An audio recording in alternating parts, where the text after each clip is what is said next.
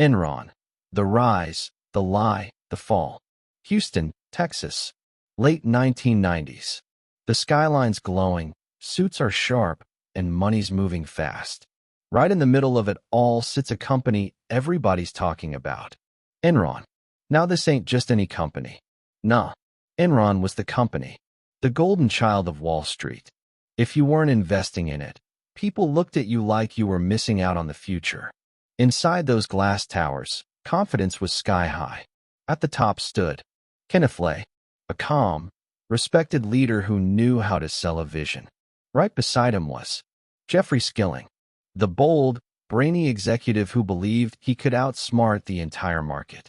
And deep in the financial shadows, Andrew Fastow, the guy who knew how to make numbers disappear. It started off clean. Enron was in the energy business, natural gas, electricity, real stuff. But then they flipped the script. They didn't just sell energy anymore, they started trading it like stocks. Energy became a game. Buy low, sell high, bet on the future, easy money. And for a while, it worked. Profits soared. The stock price climbed like a rocket. Employees felt unstoppable. Investors couldn't get enough. Enron wasn't just a company anymore. It was a symbol of success. But behind all that shine, something wasn't right. See, Enron had this trick. They called it mark-to-market accounting. Sounds fancy, right? Here's what it really meant. The moment they signed a deal, they counted all the future profits immediately, like they'd already made the money. Didn't matter if the cash wouldn't come for years, or if it came at all. On paper, they looked like geniuses. In reality, they were building a house of cards. Now here's where things get wild. Fastow, the CFO, created secret partnerships, off-the-books companies with complicated names nobody outside the inner circle really understood. These weren't normal business deals. These were hiding spots. Whenever Enron started losing money, they'd shove the losses into these side companies, keeping their official books looking clean. It was like sweeping dirt under the rug. Except this rug was covering billions of dollars. And the craziest part? It worked. For years, investors kept pouring in cash. Analysts kept praising Enron. The media called it one of the most innovative companies in America. Nobody wanted to question it, because questioning it meant risking everything. But lies don't stay hidden forever. By 2001, cracks started showing. A few insiders began noticing things that didn't add up. Financial reports got harder to understand. Numbers looked off. Then came the whispers. Journalists started digging. Analysts started asking questions. Employees started getting nervous. And once doubt enters the room, man, it spreads fast. Then it happened. The truth started leaking out. Those hidden partnerships? Exposed. The fake profits? Revealed. The massive debt?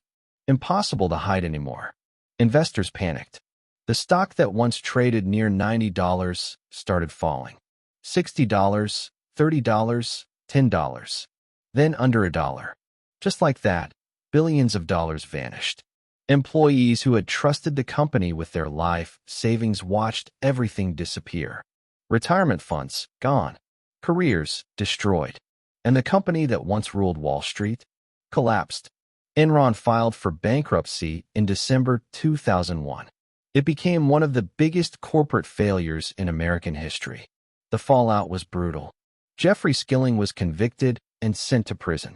Andrew Fastow pleaded guilty and cooperated with investigators.